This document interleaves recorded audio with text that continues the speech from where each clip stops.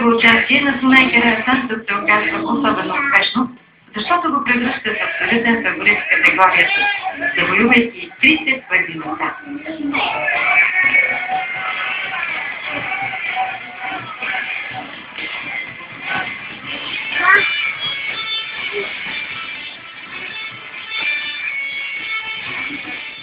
Кулминацията във всяко състезание разбира се и това не прави. Андрей Болов, гордият собственик на най-красивия кон, от грамота за участие, медал за първо и второ място и парична награда за първо, второ и трето, съответно 600, 300 и 100 лева. В лека категория всички призьори са от поплив щита. Първо място за Генчо Деков Герганов, кон Лиско. Второ за Генчо Кръстев Герганов, кон Бойков. И на трето Яко Банчев, кон Зил. Теглянето от средна категория Недялко Градинаров от село категория, разбира се, Сунай Карасан от Пещера обира всички награди.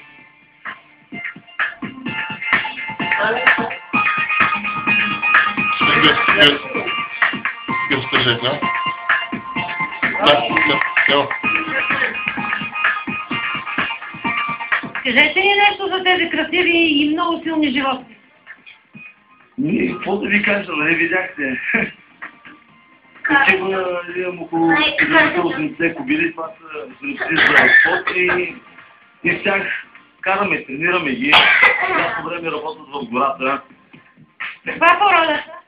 Значи този е американски тежковод, а този е белгийски.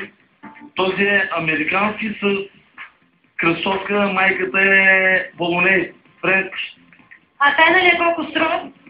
Значи за този кон съм платил 8000 евро да го докарам от Америка.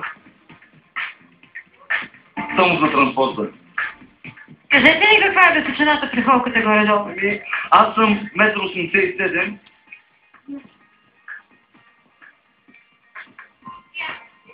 Разбрахме. А колко тежат? Значи този кон в момента е много слаб и тежи 970 кг.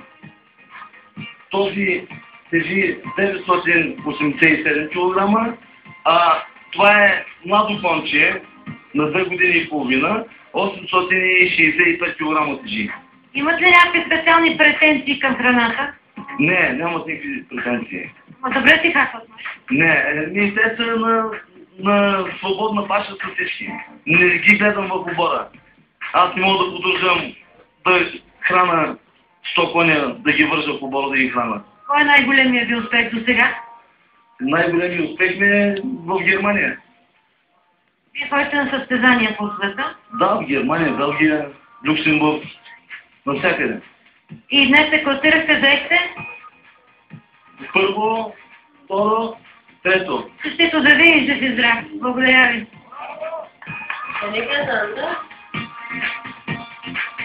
Saya kan